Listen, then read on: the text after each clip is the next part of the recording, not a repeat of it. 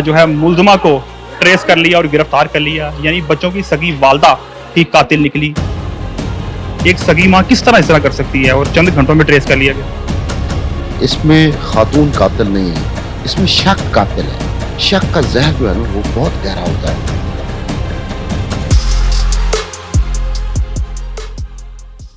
अस्सलाम वालेकुम, मैं हूं शाहिद हनीफ और आप देख रहे हैं आज़ाद डिजिटल। नाजरीन, 3 बच्चों का जो कत्ल इचरा में हुआ, चंद ही घंटों बाद पुलिस ने जो है मुलजमा को ट्रेस कर लिया और गिरफ्तार कर लिया। यानी बच्चों की सगी वालदा ही कातिल निकली। डीएजी इन्वेस्टिगेशन और डीएजी ऑपरेशन ने जो है प्रेस कॉन्फ्रेंस भी कर दी है और चंद ही घंटों में इसको जो है मामले को हल कर लिया। सीनियर सहाफ़ी मियाँ अब्बास साहब मेरे साथ मौजूद हैं। एक बड़ा ख़तरनाक और हिला देने वाला वाक़या है। एक सगी माँ किस तरह इस तरह कर सकती है, और चंद घंटों में ट्रेस कर लिया गया। देखिए, शायद इसमें जो सबसे बड़ी बात सामने आई है ना, इसमें खातून कातिल नहीं है, इसमें शक कातिल है।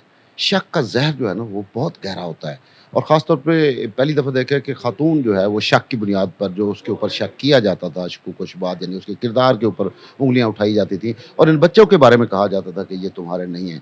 इसमें बाप जो है, क्योंकि मर्द के अंदर शक जो है ना वो ज़्यादा गहरा होता है, लेकिन ये पहली दफ़ा देखा है कि खातून के अंदर शक ने इतनी जड़ें पकड़ लीं कि वो इस नौबत तक पहुँच गई, इस इश्तियाल में आई कि उसने अपने 3 बच्चों को जो है वो अपने हाथों से ज़िबा कर दिया।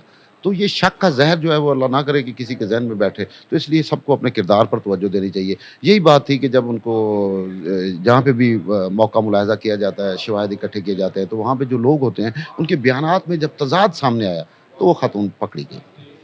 आपने भी डीएजी साहब से सवालात किए हैं, और भी लोग भी मुलव्वस हो सकते हैं इसमें। नहीं, इसमें मेरा नहीं ख़्याल कि कोई मुलव्वस होगा, क्योंकि ये बच्चों का कत्ल है, किसी बड़े का कत्ल नहीं है, कोई और दुश्मनी नहीं है। इसमें माँ के ज़हन में जो शक बैठा था, उसने उसके लिए फिर जो छुरी की बात डीआईजी ने कही, वो भी उसने खरीदी वहाँ से और ख़ुद ही वो कातिल बनी। उसमें मैं नहीं समझता कि उसका शौहर या उसके जो देवर और उसकी सास मुलव्वस हो सकते हैं। ये खातून थी जिसने शक की बुनियाद पर कि मैं उन बच्चों को लेकर कहाँ जाऊँगी, ना वो अपने मैके जा सकती है, क्योंकि हमारे मुआशरे में जब किरदार पे उँगलियाँ उठती हैं, तो ना उसके मैके वाले बर्दाश्त करते हैं और ना ससुराल वाले बर्दाश्त करते हैं।